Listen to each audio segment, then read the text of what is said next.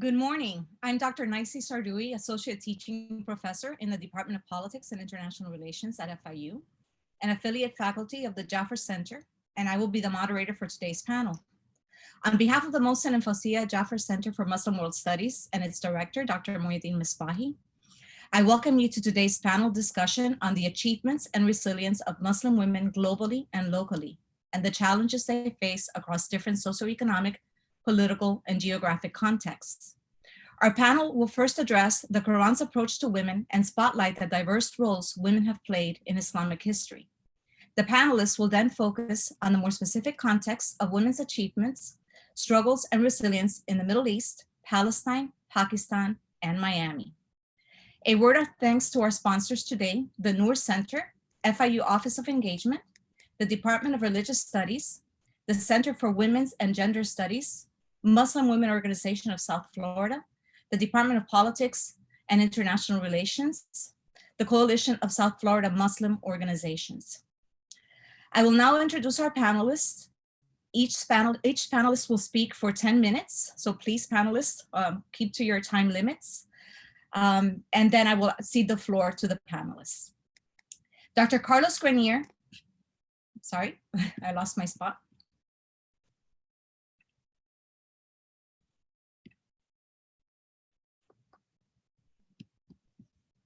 Sorry about that.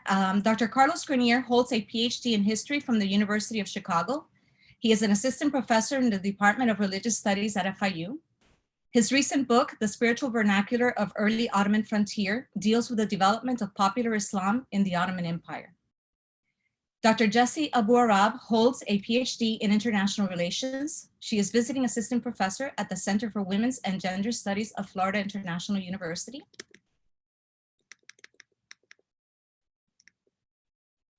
Her interdisciplinary academic approach is legal normative, fostering critical thinking about security studies and refugee governance.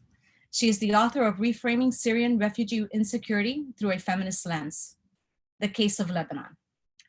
Dr. Lana Shahade is an assistant professor of politics at the Arab American University of Palestine. She specializes in the study of politics in the Middle East and the role of religion within the political sphere.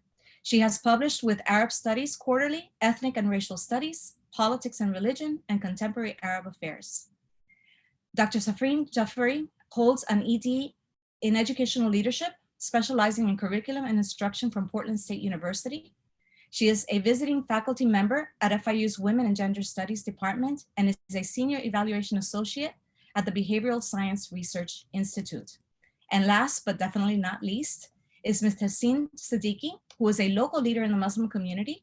She is the president of the Noor Center and the president of the Muslim Women Organization of South Florida and vice chair of Cosmos.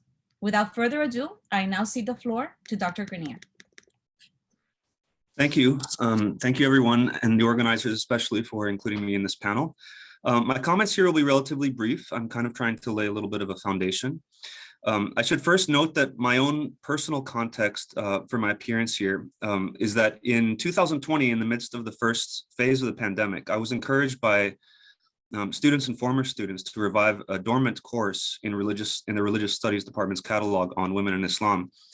As a historian of the late medieval religious history of Turkey and Iran, a setting in which most of the people that one encounters when studying this history are men, I did not feel especially well equipped to teach this, but with some encouragement, I began preparing this course, and it was a great success, and I learned an incredible amount, and I think the students did too. So I'd like to review some of the things that I worked on for this course, and the first thing I have to do is an appropriate place to start. I mean, would be the foundational revelation itself, the Quran.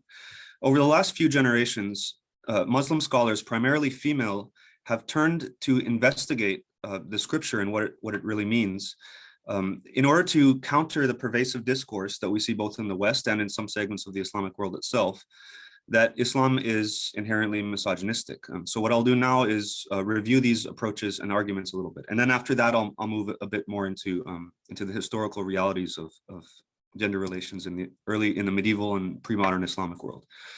In 1999, Amina Wadud, an American Muslim scholar, opens this discussion with a very important work entitled The Quran and Woman. For Wadud, the starting point in this discussion is the Quran's explanation of the creation of mankind. She cites in a very important verse, among God's signs is that he has created you from a single soul and created a pair from it. Zawj is the Arabic word. And from these two has proliferated countless men and women. So it is this concept of complementary pairs, azwaj, that is central to her argument. According to Wadud, this means that God did not begin the creation of humankind with a male person. Rather, God created mankind in a single soul and then fashioned from it two pairs. Creation is thus not expressed in gender terms in any sense. She notes then that the Quran's rendition of the story of Adam and Eve does not lay culpability upon Eve as it does in the biblical tradition. There's a kind of genderless quality to the early story of humankind. Of course, Wadud also notes that part of this story is the differentiation of humankind into male and female that does carry with it particular gender roles. Certain exemplary women are cited in the Quran, for instance, the wife of Noah, the mother of Moses, and above all, Mary, mother of Jesus.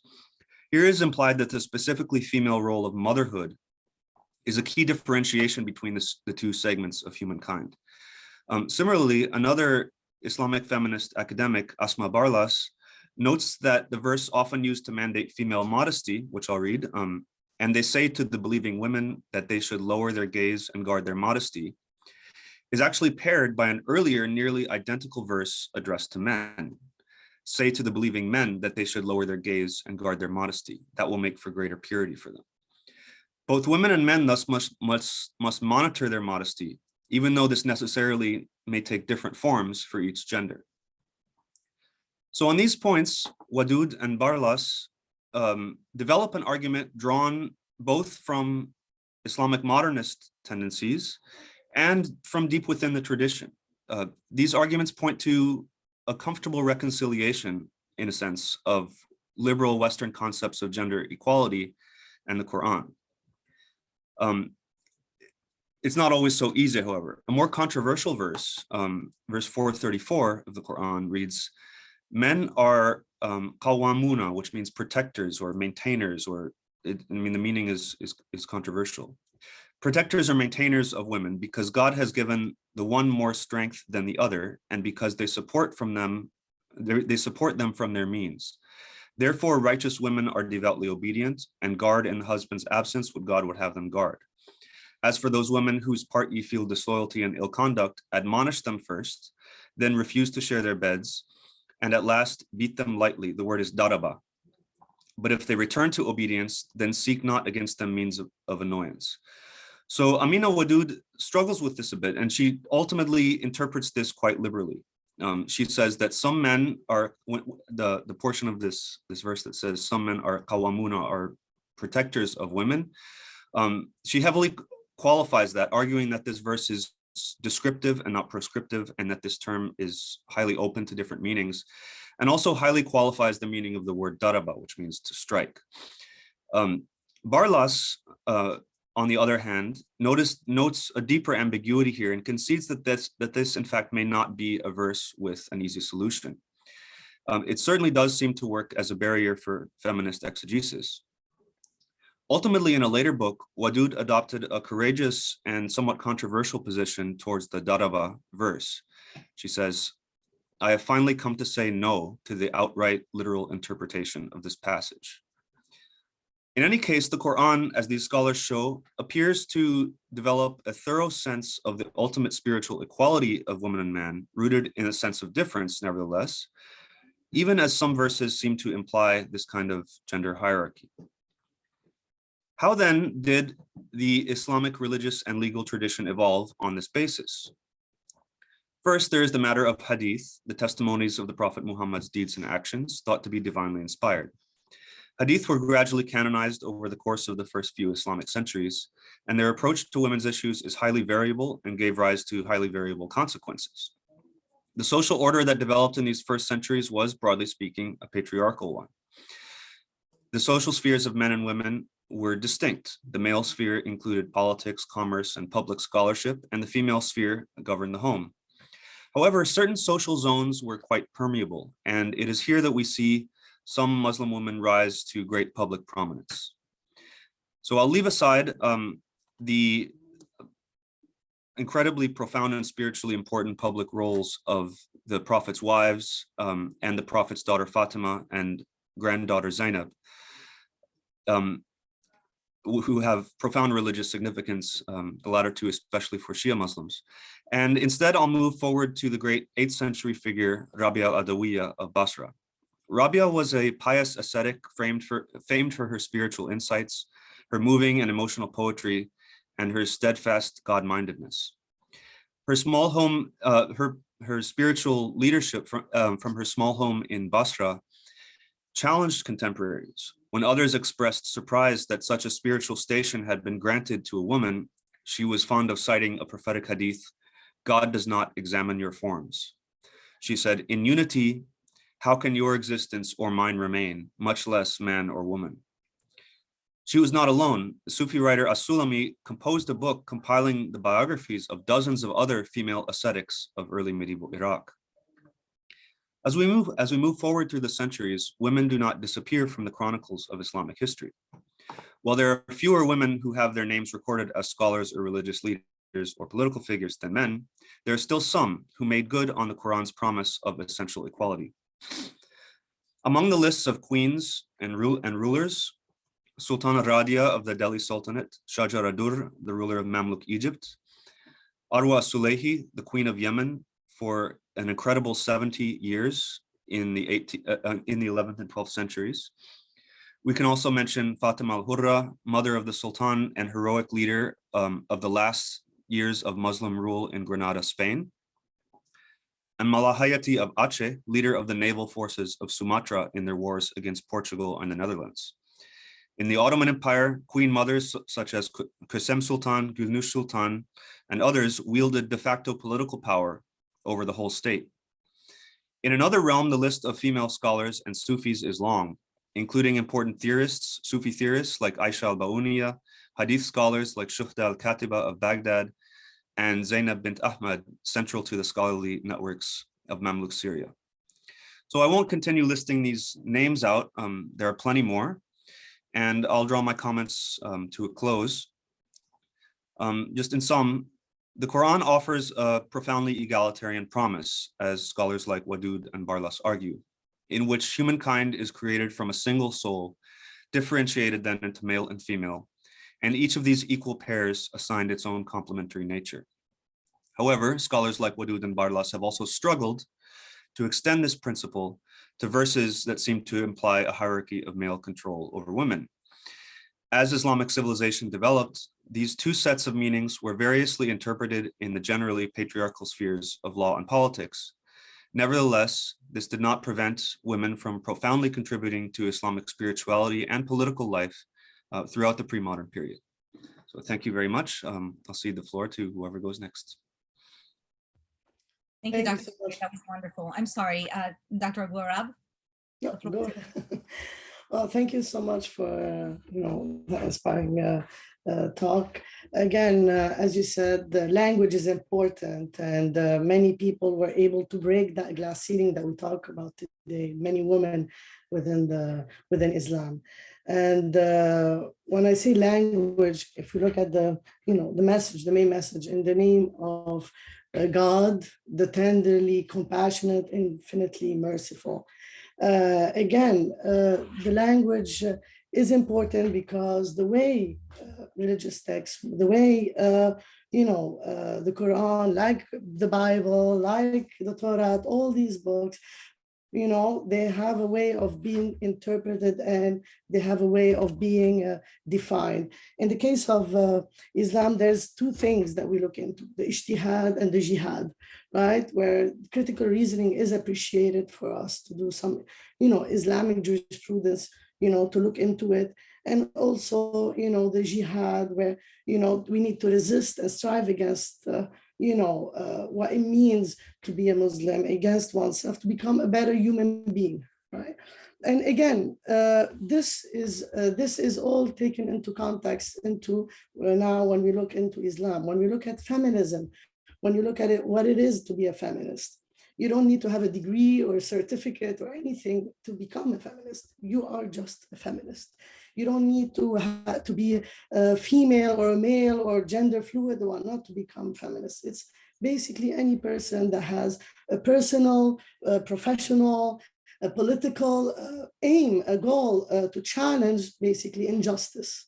Okay, it could be any formal, informal organization. And when it comes to the Middle East, it's not something that is brought from the West through international universal push. When you look in the case of Lebanon, since the 1920s, you had, women organizing, in the way to push against this injustice. Of course, the type of injustice changed. That's why we have several waves of feminist groups, several a plethora of feminist movements that do not coincide, that do not,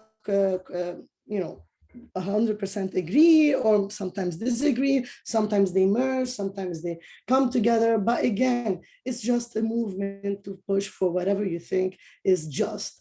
And when we look in the case of Lebanon and the Middle East, the West looks at it as, oh, the veil, women are oppressed because of the hijab, because of the religion. Men can marry 4 women through ijtihad. That means, men are automatically polygamous by nature, and women should be, monogamous, and they're oppressed.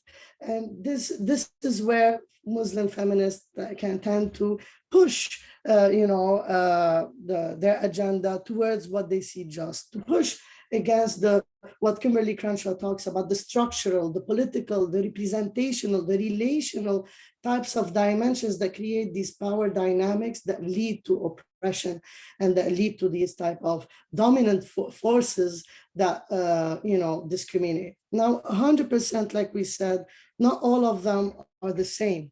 Right? It depends on different layers, the intersectionalities that scholars mention. Depends on their race, like you stated, depending on their class, the privilege that they get to, the groups that they are able to help them move across these barriers and not. So unfortunately, today in the West, we don't hear about many feminists, from that region, Muslim feminists that made pioneering moves around that. I had a nice slide, but we can mention a few of them, such as Nawal Saadawi, an Egyptian feminist that, was, universal in her push against female genital mutilation, against child marriage, against all that patriarchal residues that can tend to discriminate people just because it's based on their gender and their sex and their sexuality. Again, like I stated, citizenship plays a role in it. In the case of my own research, when I study Syrian women refugees in Lebanon, we see a dual discrimination. One based on their gender due to patriarchal, chauvinistic, sexist moves within that region. And at the same time, due to their citizenship, that is also intimately related to gendered, discriminations within. So when we look at how Muslim women in the case of Lebanon live their religion, their spirituality, their gender expression, it's also based, we all need to think about their citizenship, their identities, sexual identities, their class, and of course, geography is important. Now, I know Lebanon is a small country, but most of those, pioneering moves are basically dominant within the capital, Beirut. Whenever you go to the suburbs, you see different type of small feminist groups that are pushing for different agendas. So geography also context impact the agenda that these feminists try to push for. So in that regard, can we say that those groups are better than those? Are they more liberal? Are they more like us? So we should support them and the others because they believe that, veil is something that is, acceptable in their tradition or whatnot. These are not real feminists or not. Definitely not. One should not feel like either I'm a feminist or I'm a religious person or whatnot. Again, they all are intersecting identities that society that unfortunately today can tend to create these like exclusionary practices, like the way are either with us or against us. Same thing the way the West looks at the word jihad, where it's connotated with negative aspects of what it means to kind of critically, go against the strive for one to become a better person, strive to disturb the status quo and what it is. So again, can men be feminist Muslim? And definitely. Can women be? Of course they can, but depending on their narratives. And when it comes to Lebanon, there's like different type of movements. You have the liberal movements that are mostly established in formal NGOs where they get funds and whatnot to kind of push for, universal agendas. Lebanon is a signatory for CEDAW and all that stuff. But at the same time, you see other feminist groups that are in a way more radical, saying that these are not enough. When you work within the government, when you become a part of it, you become this monolithic group that is kind of objectified. And that's not what we want to do. And they want to break the stereotype of all women pushing for the same agenda. And they want to break the objectification where they are being discriminated based on their looks, on their performance, as Judith Butler states, and where by just wearing the veil, they are seen as oppressed or whatnot. And they call for something called unveiling the ignorance about this monolithic perception and about looking at Islam as this religion that is transgressing women's rights. And this is just connected to the Middle East. Their talks is more like the whole world has this duality. As long as there's something called the patriarchy, the West, the East, everybody is going to be oppressed in some shape, way, or form. Again, I can go on and on about that, but in a way, I will leave it there, and I will pass the mic to the next person. Dr. Shahada, I just want to remind, before you speak, I wanted to remind our participants to please post their questions in the Q&A, and then we'll be addressing them. So without further ado, Dr. Shahada, great to see you, and go ahead. It's so nice to see everybody. I'm going to talk a little bit about the Palestinian woman's experience with gender and agency, which in many forms is very unique. Specifically with respect to their neighbors in the Arab world, not only due to the political instability of the territories, but also the harsh realities of occupation. Ellen Fleshman explains that crucial to understanding third world feminism is a notion of agency, which works not through the logic of gender identification, but through the logic of opposition to colonial structures of domination. So the Palestinian woman's experience with agency can be defined not through her own resistance to the existence of a foreign occupation, but also within the patriarchal structures existent within an Arab society. Signs of Palestinian women's agency and resistance to oppression manifested itself as early as the 1920s through 1948. Palestinian women resisted the British colonization of Palestine through protests, congresses, memorandums, and meetings with government officials, aides, and visits to prisoners, and even armed struggle. In 1929, the killing of 9 Palestinian women in a protest spurred the formation of the Arab Women's Association and the Arab Women's Union, which organized demonstrations and wrote lots of letters to different Arab leaders asking for support. Later on, Palestinian women were caught up in anti-colonial resistance against the newly formed Israeli state. They did so through strikes, demonstrations, writing to the media, and even receiving military training in both the West Bank and the Gaza Strip. In 1967, we saw the formation of the General Union of Palestinian Women, which was created in response to the creation of Israel. And shortly after that, we saw the creation of the Union of Palestinian Women's Working Committee, which was basically used as a committee that would fight for both gender rights, but also gender rights within the workplace.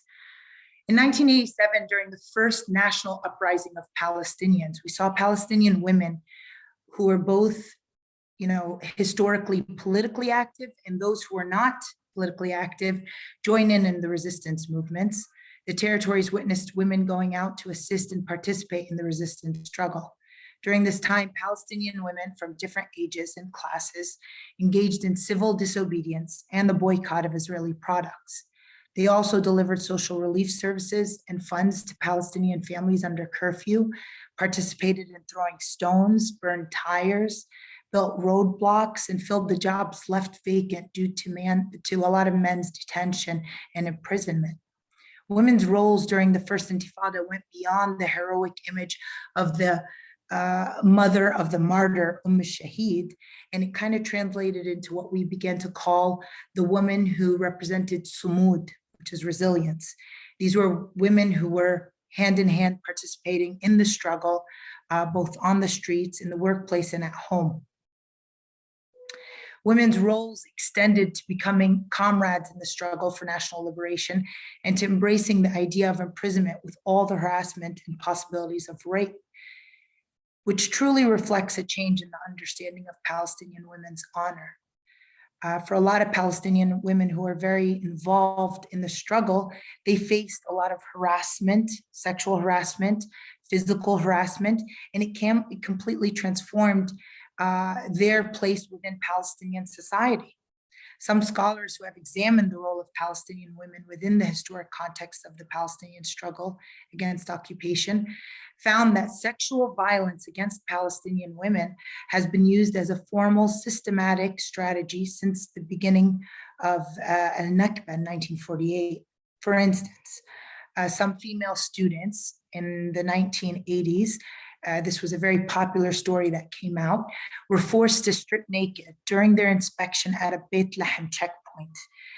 They were put on the side. There were 6 female students leaving their university trying to go home. They were put on the side and they were asked to strip completely naked. This was something unheard of within a conservative Palestinian society. This is an act that is performed much more often than it is known.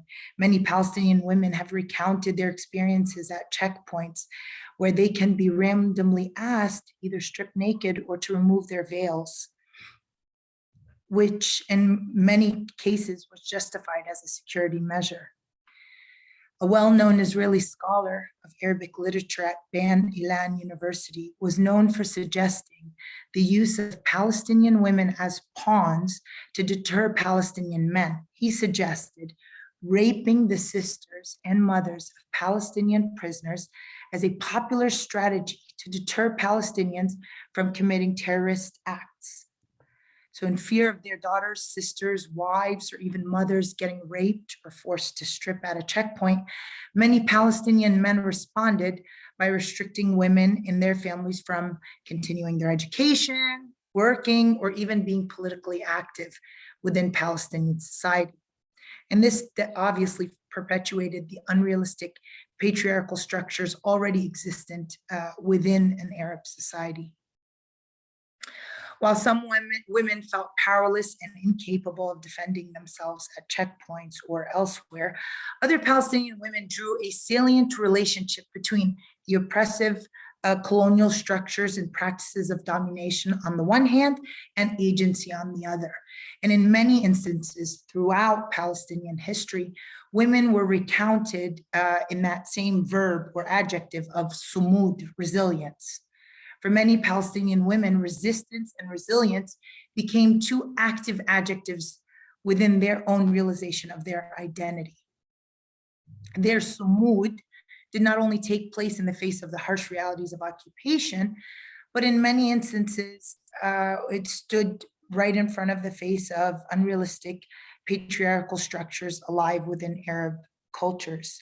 The Palestinian women, within the Arab context, existed not only in the face of this harsh reality of the occupation, but really trying to define themselves within the conservative structures of the Arab society.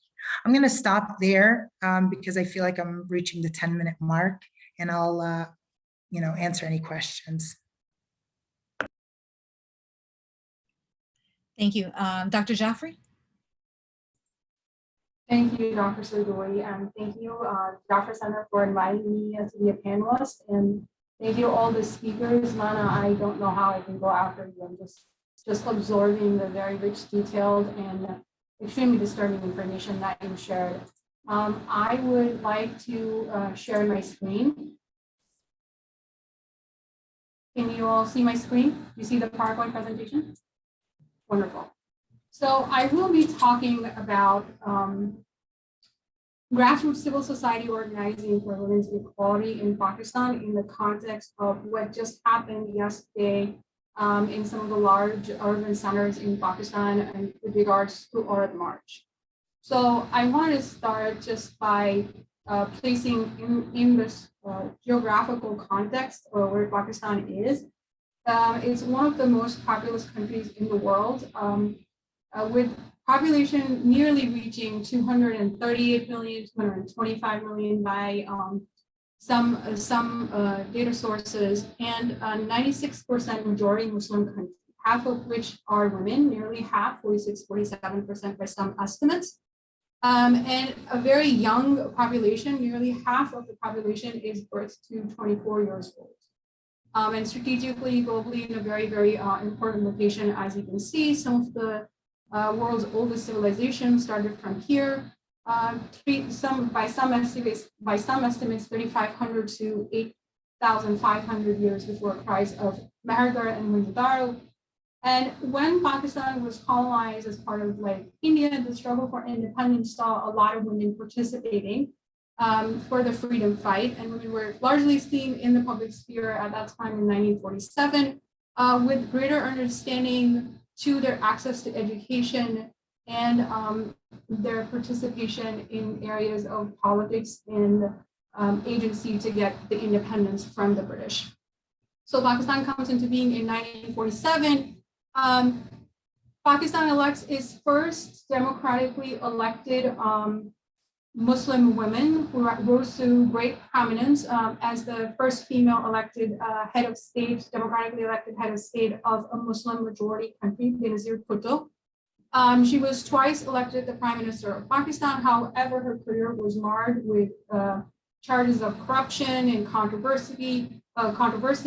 She belonged to a wealthy aristocratic family. Her father was a previous Prime Minister of Pakistan, who was beheaded during the time of a military dictator. So women's movements were heavily involved right before she became the Prime Minister, fighting against some very regressive draconian laws instituted by the military dictator Ziaul-Haq regarding to Hudud ordinance and some conditions regarding what is required by a woman to prove that she was raped and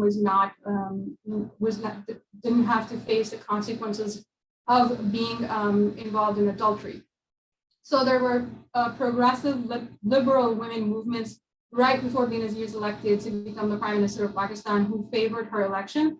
However, sadly, and not so surprisingly, there are not many major reforms or laws or policies that were passed during her time to improve the situation of women, except that in 1996, Pakistan ratifies the United Nations Convention on the Elimination of All Forms of Discrimination Against Women, and that happened under her regime.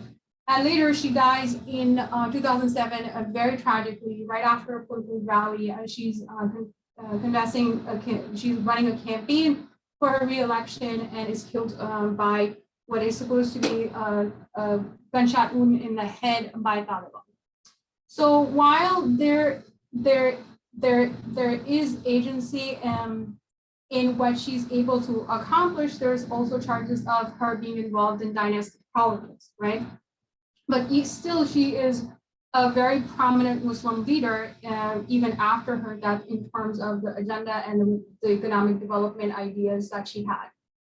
So moving from Benazir Bhutto, just looking at some of the gender empowerment indicators in the country, right? So while we elected a female prime minister, which was unheard of in some parts of the world, even now, to have a female head of state, back in 1988, there are still some indicators that reveal to us that on the ground, the situation that Pakistani women experience and face is not so promising.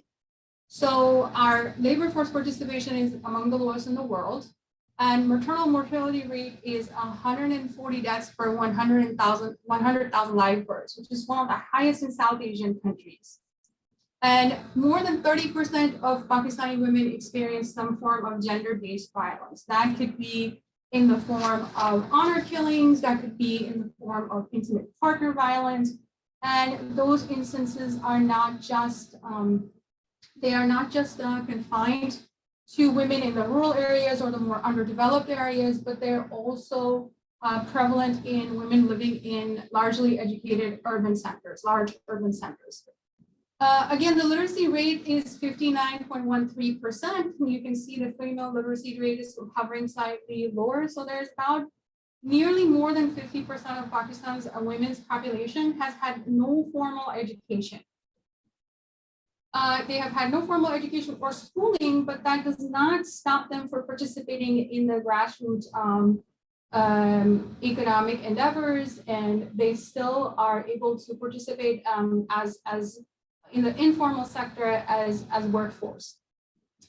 There's also great fluctuation, variability, and intersectionality, as my other panelists have pointed out, when it comes to these indicators, where an area in northern Pakistan, Hunza, Gilgit, where the female literacy or literacy is very, very high, about 90%.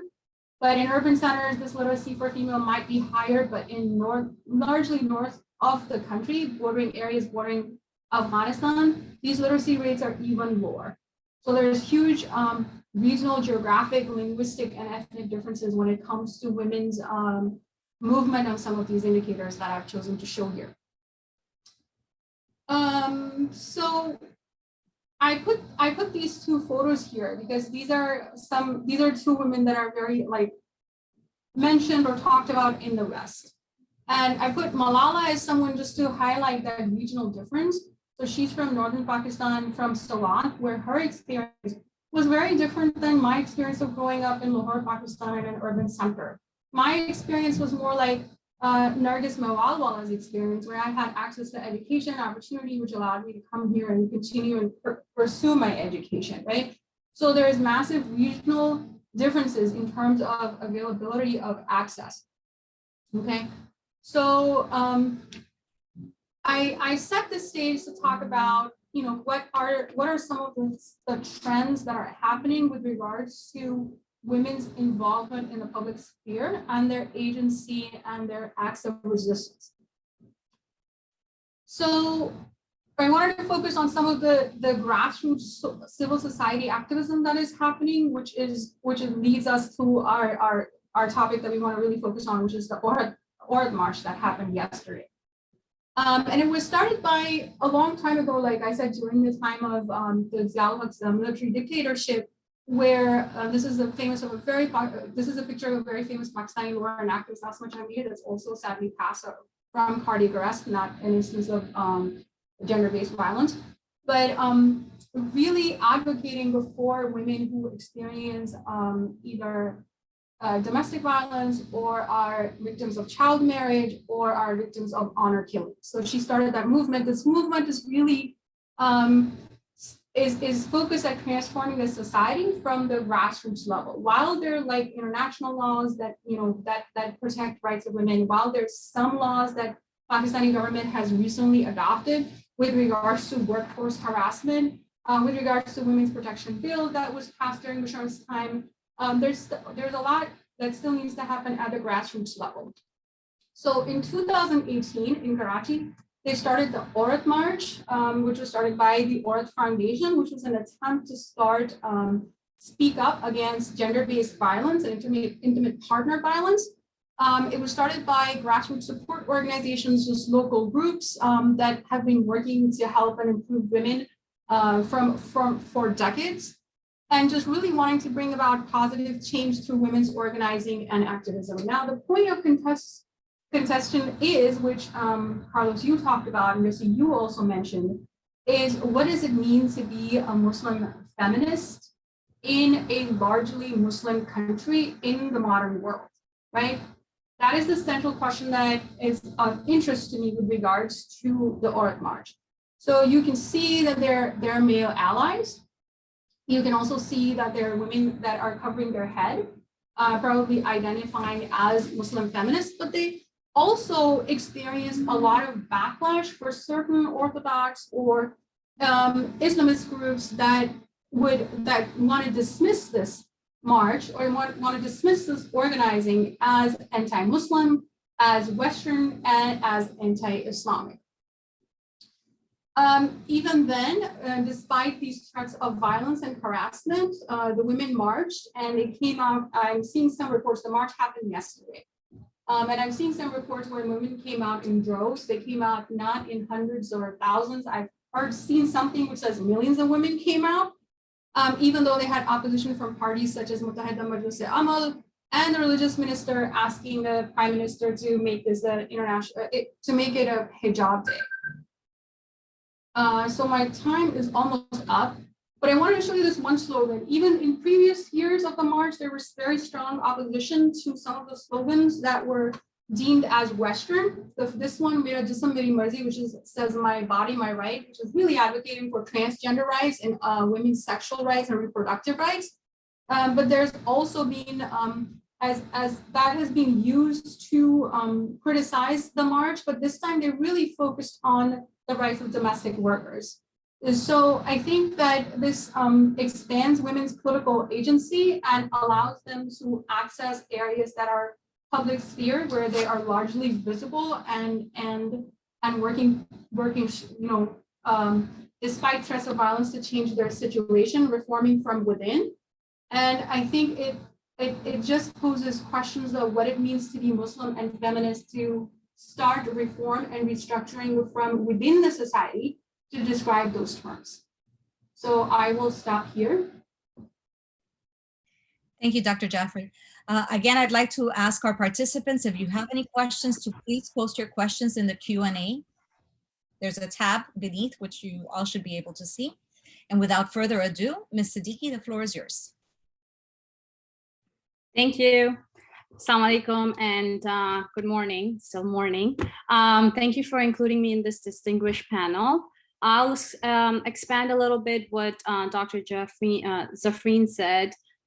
She mentioned that Pakistan had a prime minister who was a woman, including Pakistan, Turkey, Bangladesh, and Indonesia also have had Muslim women who have been the vice presidents. I'm sorry, not vice president, prime ministers or head of the states of those countries. At home, right here in US, I will focus more on US, more so in Miami and nationally here. The oldest and the largest Muslim organization, Islamic Society of North America, had Muslim president Ingrid Madison as well. But women are still inadequately represented in the mosque spaces, especially in the mosque boards, where the boards usually cater more so to men. We have more and more women obtaining higher education in many professional fields, such as doctors. Everyone here is a doctor on the panel, engineers, professors, attorneys. And list goes on and on. You will not find too many Muslim women in vocational spaces. I think it has to do with a cultural gap. But overall, if you see in the United States, only 6% of the women are in CEO positions at S&P 500 companies, according to a nonprofit Catalyst. So Muslim representation is even less as a minority in these companies, or higher up on top. We still have a global gender wage gap, 12.5%, which goes up depending on which country you're talking about. Japan has 22 versus Mexico has like 10 point something. But right here in the United States, women are earning 83 cents to $1, which was in 2020. And then this increases to 83.1% in 2021. And as minorities and women of color, Muslim women, even the gap even goes higher. Muslim women experience more religious and racial discrimination, but at the same level, more of a gender discrimination. 75% of Muslim women reported racial discrimination, and 69% of Muslim women reported religious discrimination. And this goes beyond wearing the headscarf. Women who do not wear a headscarf also have reported religious and racial discrimination at a higher level than average in American society. This is from the Institute for Social Policy and Understanding, ISPU, their study from 2020. Muslim women experience are similar when it comes to juggling the family as well as the work outside the house. It is reported that 74% of all Muslim women in the United States do support Black Lives Matter movement, and they are more likely to be supporting the feminist movement compared to even the Christian women. Muslim women do denounce gender discrimination inside and outside of their communities, but they usually are targeted they face discrimination within the community for being vocal, being outgoing, being volunteering in the same community. Their story of resilience is right there, as we heard from all the panelists, as well as what's going on right here at home. The obstacles and struggles of women, especially Muslim women, are there, they overcome. But they're forging their identity in various spaces. I'll talk specifically about the two organizations that I'm part of.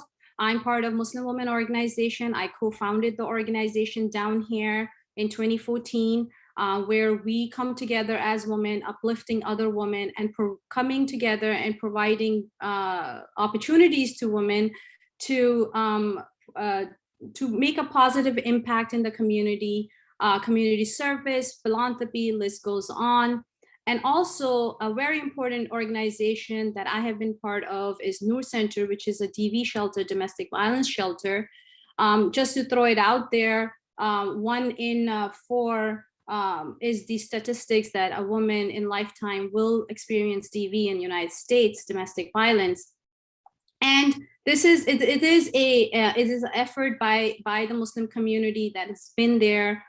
We are all women, Muslim women, full-time working Muslim women board that volunteers at this organization and fundraise successfully and have been instrumental in building capacity and community, and also bringing awareness to Muslim community and community at large, the harms of domestic violence, and providing whatever capacity we can provide the empowerment. So that is some things that a woman are serving in that capacity and overcoming the challenges. It's probably after everybody else's presentation, it seems like I'm sketching a very rosy picture, but we have a lot of work ahead. First, I think for us as a Muslim woman, it is to realize our own potential. And with the right guidance and education and training, I think women are capable, any woman is, or any man is capable of overcoming biases and discrimination and challenges that we share more so than our male counterparts. So that's basically my remarks. Thank you very much. Thank you to all the panelists. This was really a very interesting talk. Each of you presented very interesting points. I'm going to go ahead and ask the first question that appears in the Q&A. And again, I'd like to remind those of you that are participating and that are attending the panel discussion to please post your questions in the Q&A and to give an opportunity to our panelists to answer. Gabriela Rivero asked the question, are there any Muslim male theorists that projected this progressive thinking towards women's rights? And I'd like to actually expand on that beyond just theorists. What about the role of men in general in supporting and advocating women's rights in the region? And this is open to everybody, so I know the question seems to be addressed particularly to Carlos, but I'd like the other participants as well to chime in. Thank you. Well, I'll just offer one quick answer to that. In 1899, Qasim Amin, who is an Egyptian intellectual, published a book entitled The Liberation of Women, Tahrir al-Mara. And it's generally thought of as sort of having kicked off the Egyptian feminist movement, which was later to develop and really be one of the central feminist movements in the Islamic world. So this is one important male theorist who had a really important role to play in the early years of the feminist movement in Egypt. That's all I have to add for now, and perhaps our other panelists know more about more contemporary figures. May I jump in? Prophet Muhammad. When women were seen as objects, as merchandise that you just take and sell and buy and whatnot, he gave them status. They were part of they were part of the community. They were almost equal to men, considering the context. When others chauvinistic attitudes and sexism was there. That was a pioneering move during that time, and for that. And on that note, I'm so sorry, but can I say a comment? Tahsin, wow, mashallah, honestly, great job. And when you say doctors, you are the ones you are the person that we make our research based on. You're the one that make the change on the ground.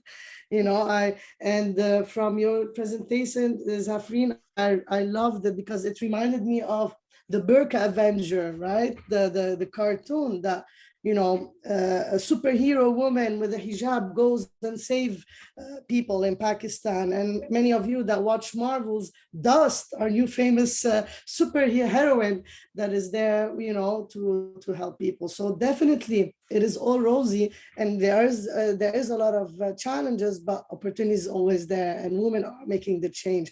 And like yourself, Tahsin, like you're doing it on the ground, and maybe not many people are listening to it, but hopefully our job is to spread the awareness regarding that.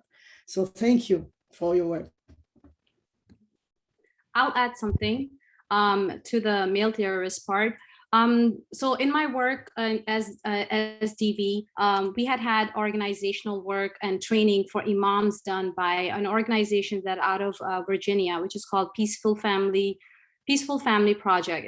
It came out of really an interfaith grant from Bush administration. And their task was to go around in the United States and basically train the imams on the impact of domestic violence. And the hadith the ayah that was actually quoted by the Dr. Carlos earlier, Qawamin, and to really describe it in a more of based on ijtihad and the hadith following it, and showing it that, what does the strike really mean? The strike means just the touching, which the contemporary scholars agree that that's what it's supposed to be. And more so going into also the part of that beating is not allowed, that Prophet said that best among you is the one that is best to their wives. And that was a whole partaking. And one of the prominent scholars of Imam Siraj Wahaj was one of the ones that actually came up with the idea of creating Peaceful Family Project with the therapist Salma Abdul Jadid. So just wanted to put it out there. It has been a work in progress, but there are male, I guess not the terrorists, but the male people working on the ground doing the work that's necessary to be done.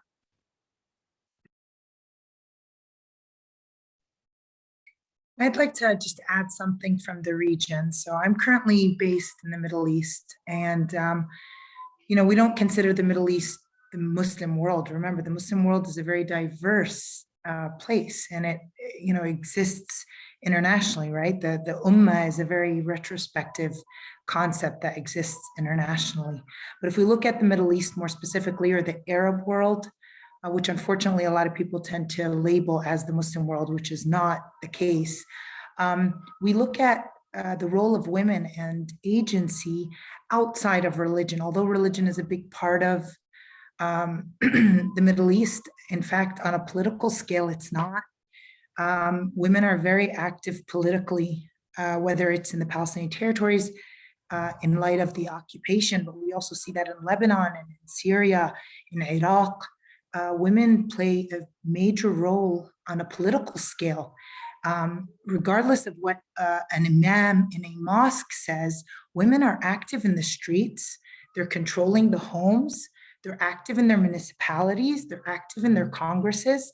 Outside of the US, remember, there's a world outside of America, and in that world, women wear headscarves like myself, yet are still very active politically and socially. And they're active outside of the mosques. So regardless of what any imam or theorist says, these women are outspoken and very active. So I think, unfortunately, it's not something we tend to see a lot in the media. I know there was a comment about something about media. We really you don't see people like me in the media representing outspoken women, but they're there. And they're very apparent if you come to the region. Very active. Again, that the myth separating the public and the private sphere, saying that yes, women are in the household, men are in the public.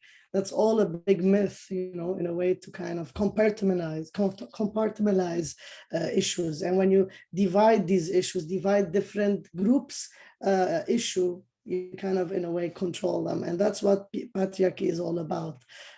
So I'm 100% with you, Lana. Diversity and inclusion is something really important that people need to learn and unlearn those boxes that were taught before. Again, I'd like to remind our participants to post your questions in the Q&A if you have any questions. I actually have two questions that I'd like to ask you. So I have noticed since 9/11 that there are, at least in American television programs, increasingly, you are seeing women with hijab, wearing hijab, women representing, perhaps sometimes even women that are not wearing hijab, but they are shown praying, for example, so indicating that they are Muslim. And featured in a very different way than I think that you would have seen them as Americans, right? As I believe that would have been seen prior to 9/11, where oftentimes the role of women or Muslim men or Muslims in general was always depicted as, evil or terrorist or, dangerous. And so I'd like you guys to think if you can comment on this, if you I have some examples that I can think of. I can add them later on, but I'd like to hear from you if you are seeing that change as well. The other question that I have for you is in the context of Islamophobia, right? So clearly people who are Muslim, whether in this country or around the world, feel the sense of Islamophobia that takes place, in Western societies. And oftentimes, themes associated with Islamophobia are used to give, I guess, greater motivation, right, for interventions in the Middle East or in the Muslim world. And we've seen, obviously, a lot of Western interventions, by way of war in the region. And I think that this has to have an impact on the way that this affects Muslim women. So on the one hand, Muslim women would be advocating for rights, and yet that same advocacy for rights is highlighted as a justification for intervention. So I'm wondering how this impacts progress that women can make in the region and how women's movements respond to this. Thank you. Go ahead, Lana, please. I'm not gonna take up too much time because I know this is Dr. Abu Adab's area, but you know, Francis Fanon talked about this a lot, and I don't want to take this to like a ultra academic sphere, but Fanon talks about the Muslim woman's body being projected to the Western world in a very sexualized manner, right? So I think it's very important to remember that you know, whether we talk about Islamophobia or not, how a Muslim woman or an Arab woman is perceived to the international community, that's very important. And I think that on the flip side, what I see in the Middle East, we call this in Arabic, uqdat al-khawaja, which is, you know, the Arab man or woman looking at the West in a very superior way. Right. So you know, we see this even at universities, and I'm sure you've seen this, Jesse, at AUB and whatnot, when these Western white male professors come to these campuses to teach the Arab man or woman what, you know, philosophy says or what science says, and everybody looks at him like he's this superior, you know, God-sent professor, right? You know, we still suffer from that in the Arab world. And so regardless of whether Islamophobia is existent outside of the US or not, we have a major issue with imperialism and with looking at the white man as though he were superior to us. And this obviously affects the agency of an Arab woman in light of this white man existent in the region. So that's one angle. The other angle I want to talk about is what you said, you know, post 9/11 and how Muslim women have become more apparent. We're really late in the game, guys. I mean, Canada had a sitcom in the late 90s called Little Mosque on the Prairie. Nacy, you and I had talked about this one once, and the main character is a woman wearing the headscarf who's very outspoken, who's very active in her mosque, very, you know, like, you know, known to be a feminist. We're late in the game. Finally, the US is looking at Muslim women, you know, they're worthy of being models and we're allowed to hear them speak. Thank you, America, for allowing us to speak up. Like, I feel like a lot of times when people ask me this, it's almost like they want me to say, you know, thank you for giving us a voice in pop culture. I mean, America is very late in the game. The international community has allowed Muslim women to speak up for years. We're just extremely late, and it's sad. So I'm going to stop there and we'll let Jesse take over. Thank you, Rana. But you're right, 100%, that now it's being highlighted. Again, Islamophobia, people have this misconception. It started in 9/11. I recall the first time I was like trying to, you know, teaching history of women and gender in the Middle East and looking for some material like tracing back Islamophobia. Popeye, who remembers Popeye? Popeye, cartoon, kids. Right, going to save Olive from the bad Arab men that all look the same beard, the horse with the big sword coming to loot your houses and take your wives. Literally, that stereotype didn't change at all. You know, and that's like the early 1900s. Like, I don't know, but again, it's always been there, you know, and the stereotype and whatnot. And again, because of this colonial attitude, Edward Said talked about it, Orientalism, right? Like you stated, Lana, this duality of women, like the temptress, the harem, the sultan and his harem, they are there to please you, right? Or the hijab, the oppressed woman and whatnot. Did that image change? Not at all. But again, agency, and that's what we want to highlight today, right? Resistance, agency. Every person has an agency. Unfortunately, many of them use negative coping skills. They internalize this oppression. They think that they're bad. They look up to those white professors and they think those are right because they're teaching us their history. Not a long time ago, again, the West was looking up to the Orient for them to learn. Our medicine, our literature, everything came from where? There's a letter that I recall a friend of mine handed me where a king of England is begging the Sultan to send their kids to learn from them. Again, just because now we're in a state where the West is in a way controlling the media and the rhetoric. That doesn't mean people are not resisting. That doesn't mean that they're not active. And we see here proof with your work here and all. So again, Islamophobia is like any type of isms that we have where create this othering, this difference, and this privileged person that says you're wrong, you're not normal, you need to blend in, and we need to save you. That's what you were highlighting, Nice. We need to go to Afghanistan to save these women, what Laura Bush stated. And now with the rhetoric, with the Syrian woman in my case and others, so I'll stop there. I think I just want to add, Jesse, that the reason why there's been this rhetoric on we need to save these women, that's why the reform needs to happen from within, right? And that's why we also need male allies, we need male theorists, as well as male decision makers, male lawmakers, like all kinds of people from the ground, from within, trying to highlight what's wrong, what's not acceptable, and try to change it from within. One of my former mentors, Dr. Anita Wise, she's done like decades of research on women's lives in Pakistan and the sociology and politics and how they're involved. And you all also touched upon it, some of you touched upon it, the concept of ijtihad, which is critical decision-making or critical reflection. Carlos, I'm not a scholar of religion, so if I say this incorrectly, but it's like really interpreting Islam from within and using it to guide our daily actions and daily lives. And then what does that mean for modern Muslim men and women, especially those who identify as feminists? So just wanted to offer that thought.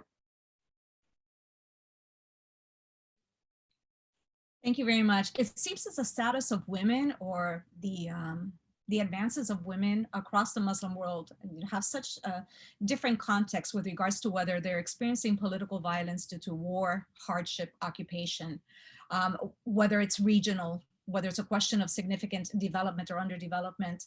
And I know, Safrin, you mentioned this, and it just seems to me logical within the context that if men are suffering economically, then you can always assume that women are suffering worse. And I think that's across the context. So I think that when you have more significant development, when there's a situation of peace, there's always a possibility, for women to make greater advances and to have a more secure environment. I believe that Dr. Grenier has to leave us very soon because he has a class to run off to. So I'd like to thank you all for your wonderful participation in this panel, for all your insights. It was lovely seeing you all, and I wish you the best of luck and stay safe. And I hope to see you again soon. Thank you very much. Thank you. Thank you. Happy International Women's Day. Yeah, happy International Women's Day. Thank you, and to everyone. Bye-bye. Bye.